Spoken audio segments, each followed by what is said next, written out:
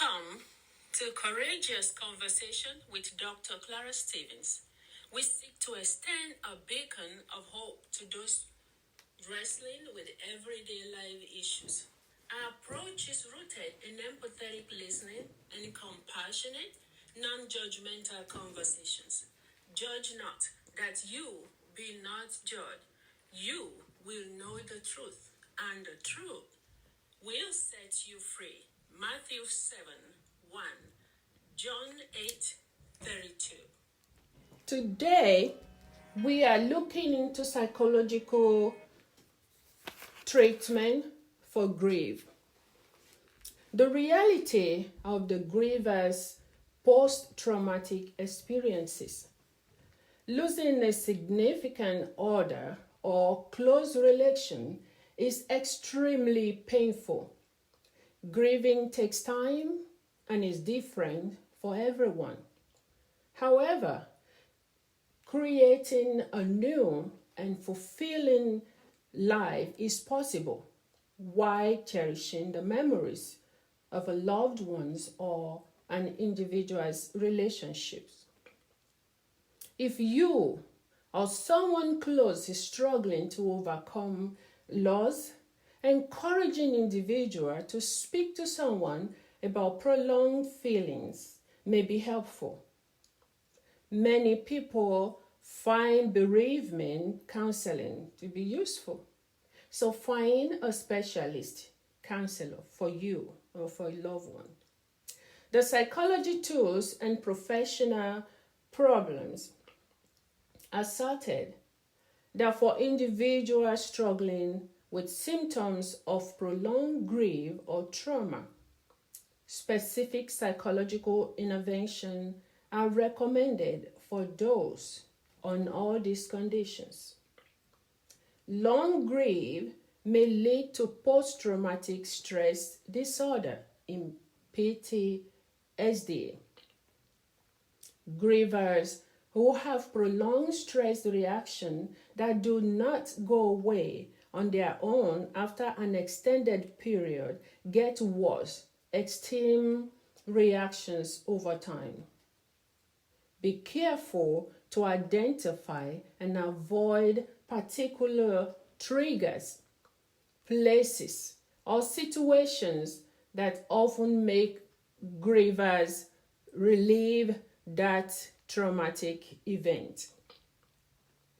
PTSD is not limited to the military, police, or war veterans.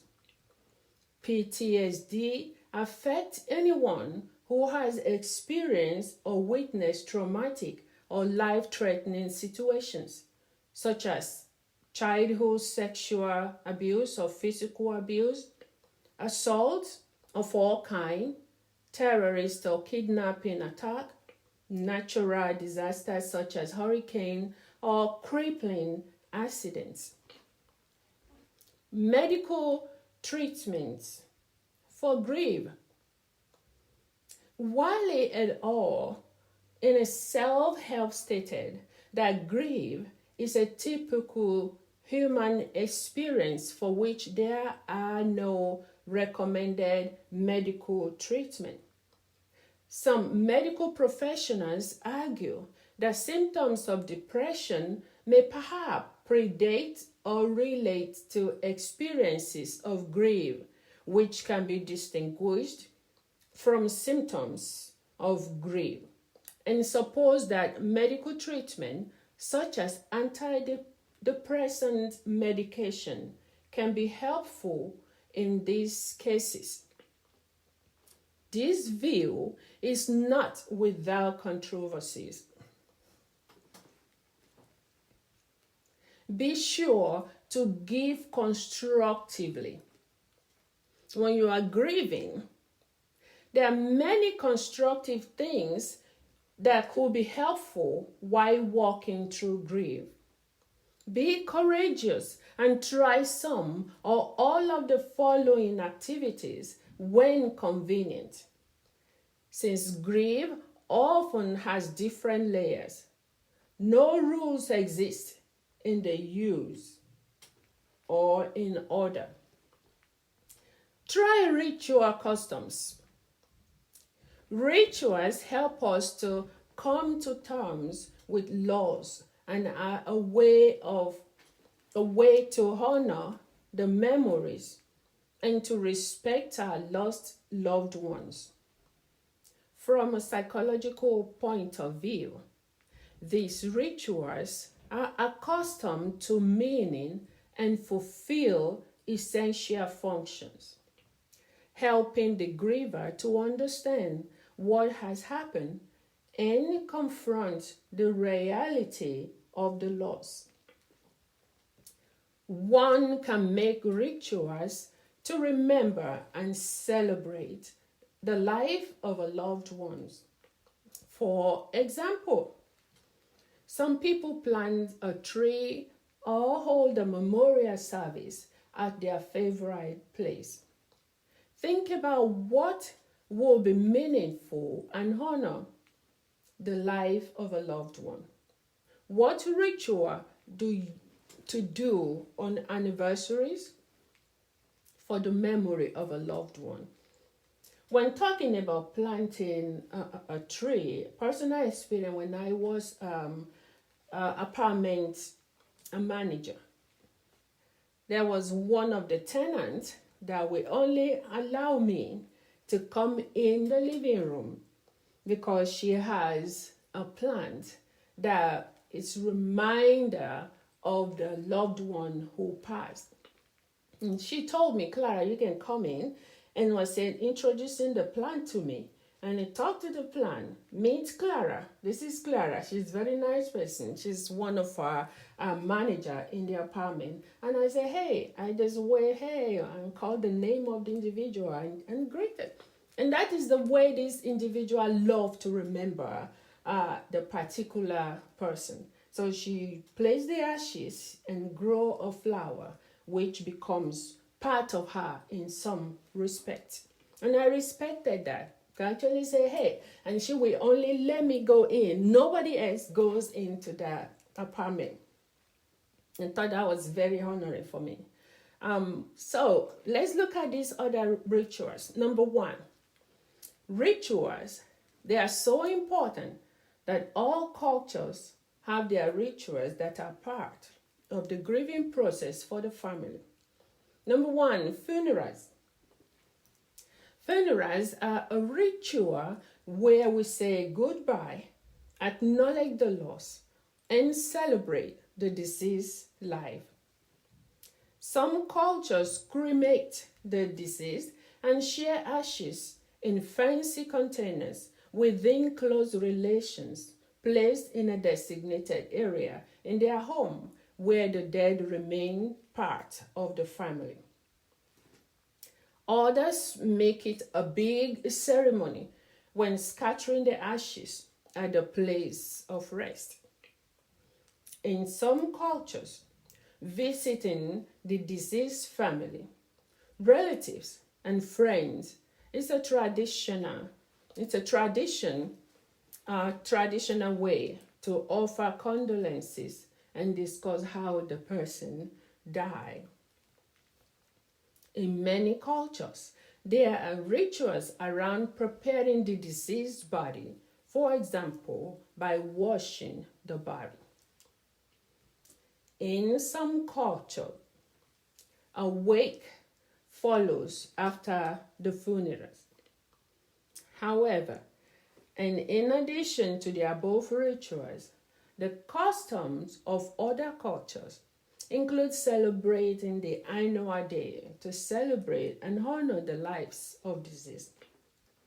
In the part of Africa where I came from, the annual remembrance that we did for my parents was celebrated in church. There were uniform, which we call shoebi in Nigeria. Now everybody in that uniform bought and so on to taste. We went to church for remembrance. We gave a memorable donation to the church. And for my mom's sake, we bought other remembering things for her that can be used in the church for her memory. And then we'll go back home to have party, to cooking, eating, and just dancing. This is the way we do the annual remembrance of parent. Mind you, this parent has to be old enough that can bring joy just for the life they live. If they are young, between who are less than 40, depends, or 50 if they are less than 40, those celebration does not come up because this will be considered too young and cause more sorrow for those. So mind you, the celebration of my parent or other people from 80, 90, and 100 days are party kind of memorial for the community. So I want to encourage you to express your grief. If you are grieving, discussing individual feeling of grief, it helps to begin coming to terms with the loss. Identify close friends or family who feel comfortable discussing these feelings. Exploring other avenues to express grief can also be beneficial. Keeping a journal helps to articulate feelings privately and unfiltered. Additionally, speaking to a professional grief counselor can provide expert guidance and support. Ritual methods complement conversations with friends and family. It is important to remember that individuals can express their needs to others.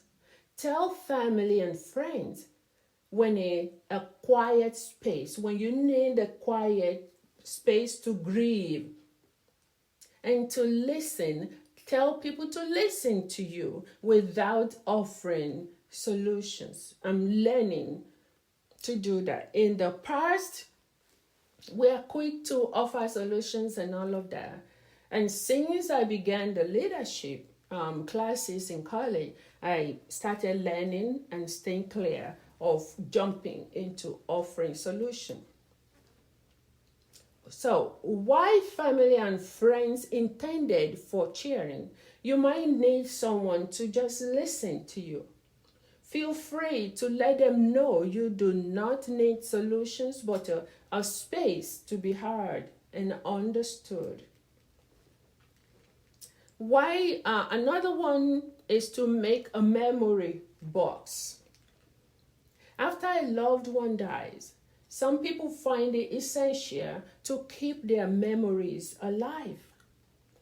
One suggestion is to assemble a memory box of items and photos that remind you of your loved one. For example, you might include pictures, some of their favorite belongings, favorite music, treasured item of clothing, letters, favorite books, or sentimental items they gave you.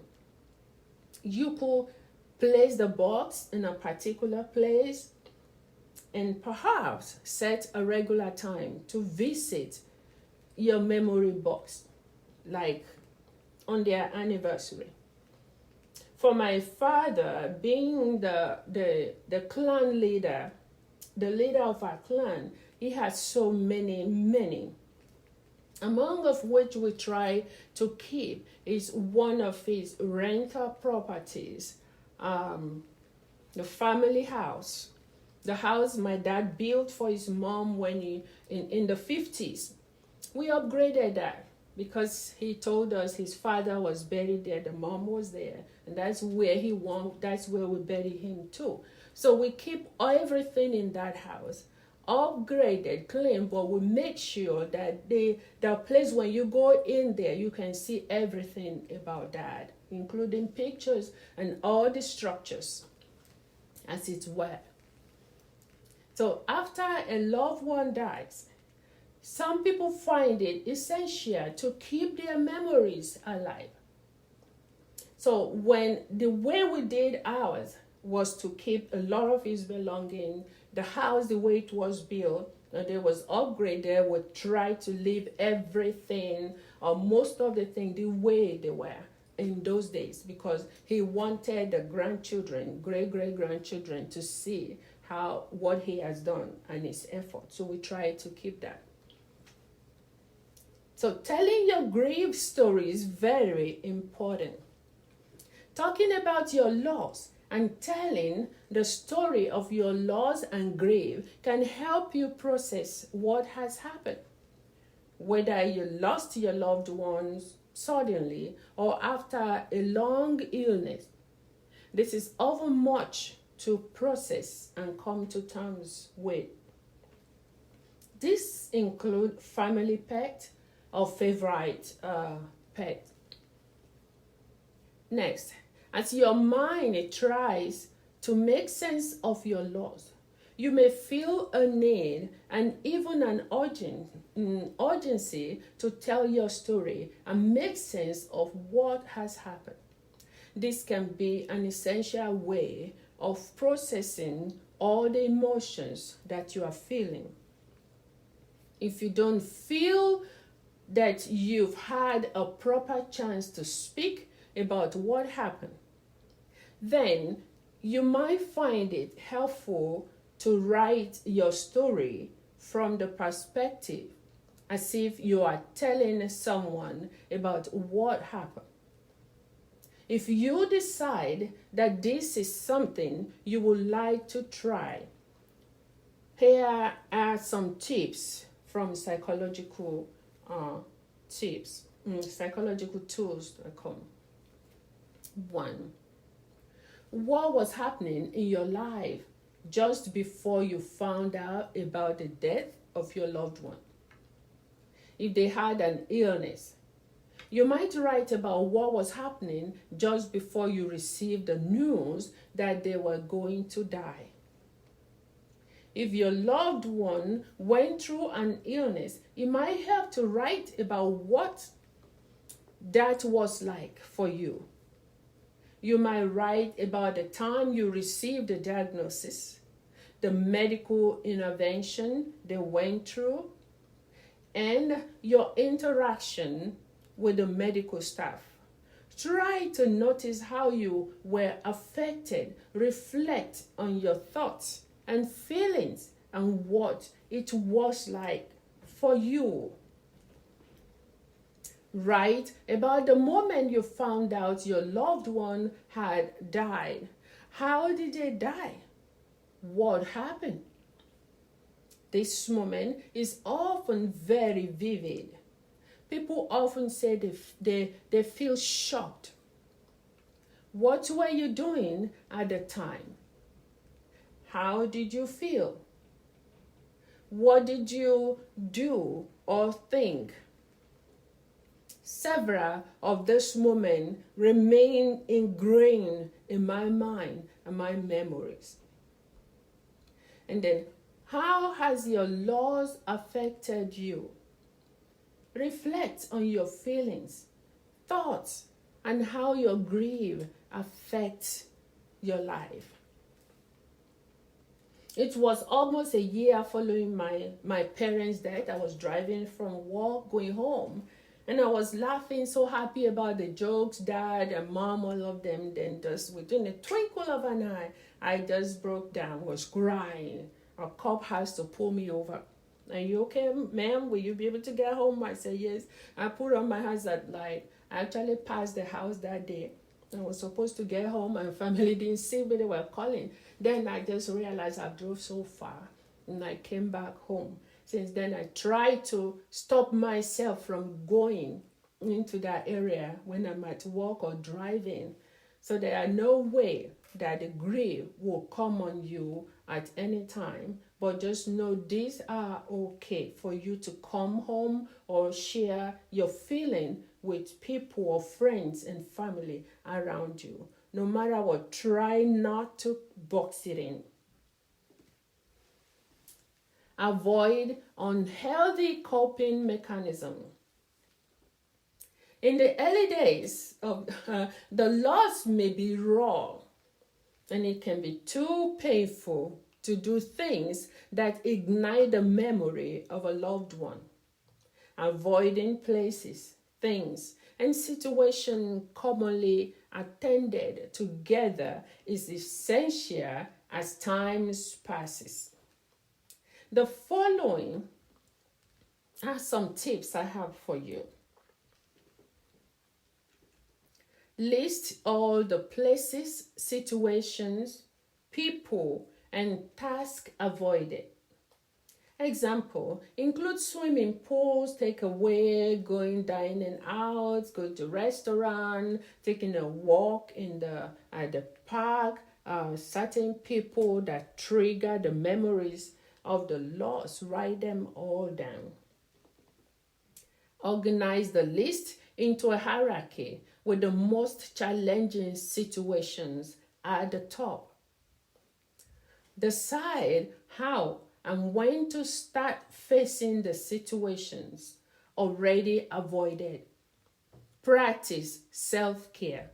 Be sure to request the support of a friend, close family member, or companion when you are ready to face those dreading situations and places. 3. Be patient and remember not to jump into making irrational decisions. It can be challenging to start facing reminders again. So take your time and be gentle with yourself. Often, be conscious of difficult emotions coming up, just like it did on my way home from work. Perhaps try to get in touch with the parts of your grief. Exercise to help you walk through your feeling. You need to get in touch with those things or the moment that trigger those painful memories. Telling the story of your loved one's life and your life together. Your loved one's life wasn't just about their death. It can help you remember your loved one's life and your shared life. Writing from your perspective. Imagine telling someone else about your loved one. Use the prompts below. And as I list them, I will give a personal one.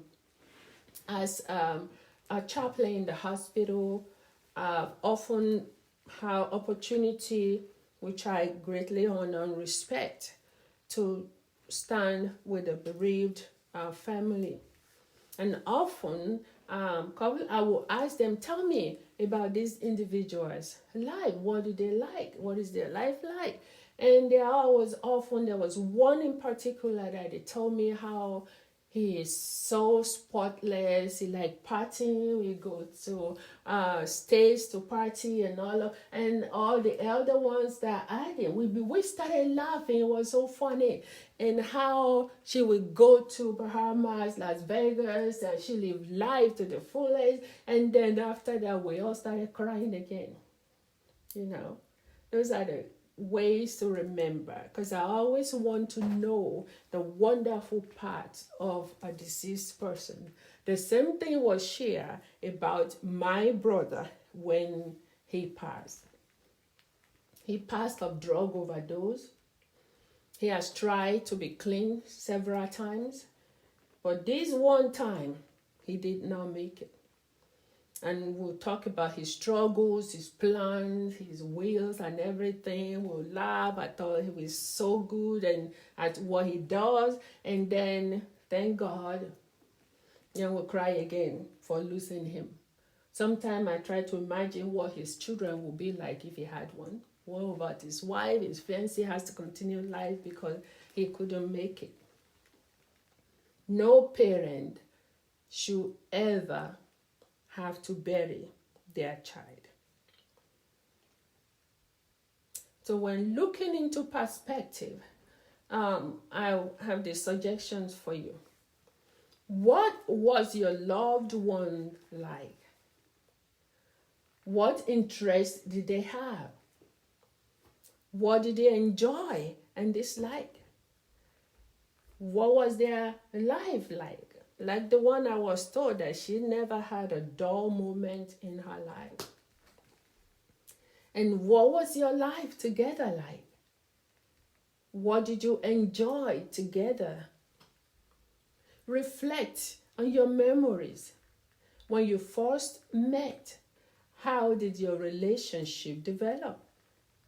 And did you share any memorable moments? What were your hopes for the future with this individual? How did you imagine that relationship being in times to come?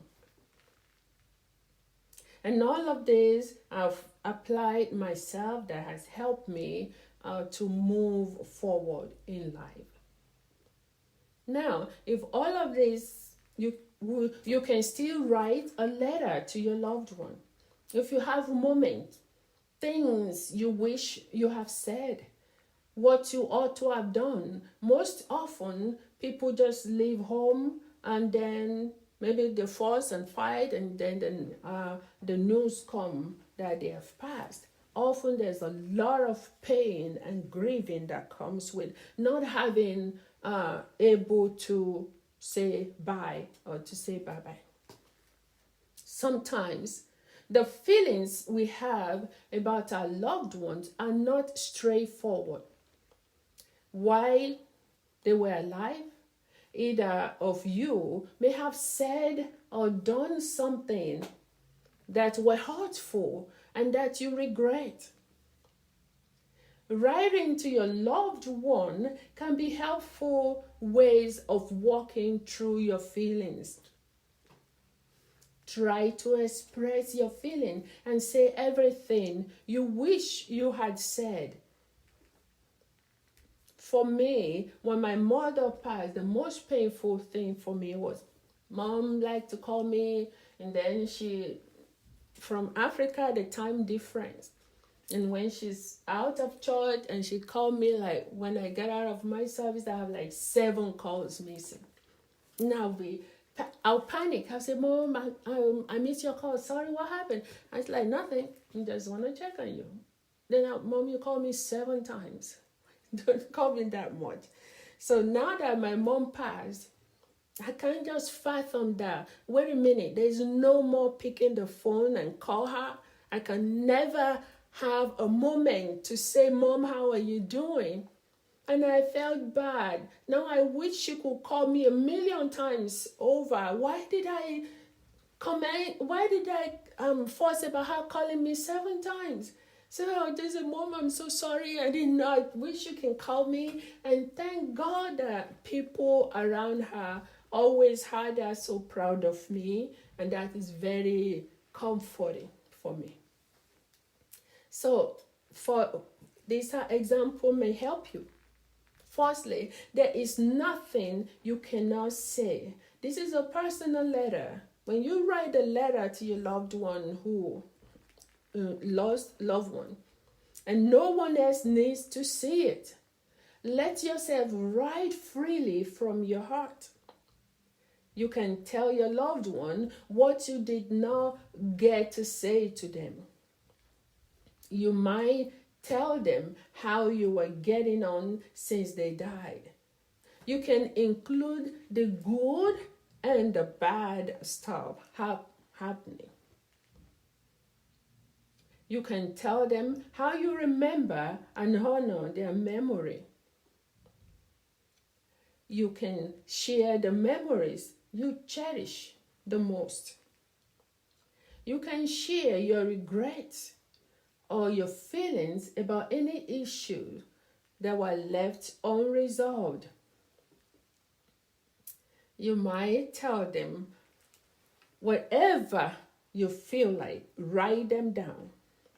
Or you can talk to them in your prayer or your private time that nobody has to even know about.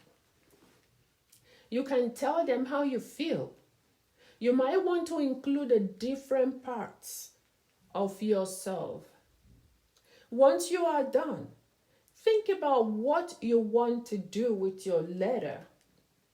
You could keep it somewhere safe or get rid of it. There's no right or wrong answer.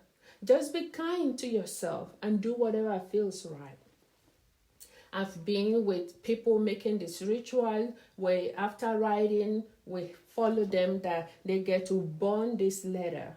And on other occasions, I've been with people who decided to bury this letter. That will give comfort.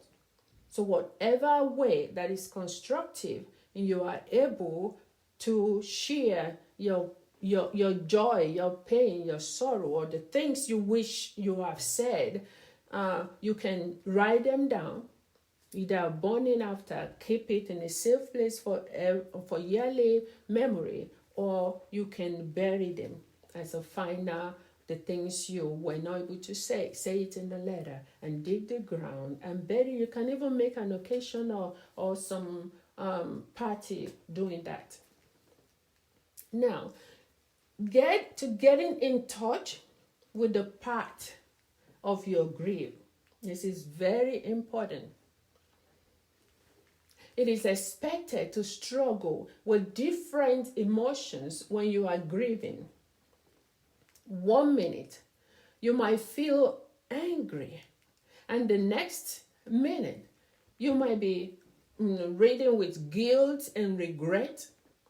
Psychologists encourage people to find ways to feel and process their emotions, to acknowledge and walk through their thoughts and feelings. Many of us are used to avoiding or suppressing our feelings. I'm on top, number one on the list for that, and I'm trying to speak out right now. So it might feel strange and unfamiliar to face our emotions initially. One way to work with your emotions is to imagine each as part of yourself. For example, there is one part of you that feels angry that your loved one has gone. Another part that is sad. And perhaps another part of you that is very scared. Sometimes our emotion conflicts with each other. For example, your angry part might be angry with the part of you that feels scared. Alternatively, the part of you that feels guilty might get in the way of the part that accepts what happened. Here is an exercise to help you to work with those conflicts. In your own time, walk through the steps below. First, name the different emotional parts of you. This might include the angry part, write it down, the scared part, depressed or sad part, the guilty part, accepting part, relieved part, in denial, or any other part you know. Remember that no emotion is wrong and that it is okay to acknowledge how you feel. We're just being human. One at a time. Bring each emotion part to mind one at a time and ask yourself some questions. For example, what are these parts of you think about your loss? How does this part feel? What does this part want to do? Now, bring to mind a wise and compassionate part of you. This part of you always has your best interest at heart and cares for you deeply. Imagine this part listening to all other parts of you. We all have this compassionate part. It's just that most of us use it for other people and we are being too mean and too harsh on ourselves. We are there for people. We can understand people. When it comes to me, sometimes I just get too harsh on me. So this exercise really helped me to be compassionate. I learn to sit back now and think, look, I've worked so hard. I've given all of my best. It's okay for me to take a break. It's okay for me to take good care of myself and my body and my health. Because I can do that. I know I can spend so much money on people, and then when it comes to me buying something worthwhile for me, then I became so stingy. So these are part of what we need to do. Take care of yourself. And if you are a Christian, the Bible says, love your neighbor as yourself. Some people love too much of neighbor and none of themselves. Love, it is very equally important for you to love yourself. For once, get your nails done, get your hair done, do makeup. Let men go out and play golf or go out with friends, take a chat, take long drive, going nowhere and just, have fun. Take a vacation. Please take good care of yourself. So, how can this part of you help the other part to heal? What does this part of you want? If you can imagine what the deceased person wants to say to you right now, what do you think they will say? I think my mom will say, come on, go ahead with your life. I had mine. I'm fine. I'm happy. Go and do your thing. That's what I think my mom will say to me. And my dad, I can imagine him say, girl, brave does not have male or female. You got to be brave. Get up. Get up and go on with your life. Thank you so much for this episode. If you've been with us this long, please help share this courageous conversation so that we can be there for one another, to give courage to one another. And the next, we are going to be looking into dealing with regret. We're going to deal with regret and guilt next. God bless you.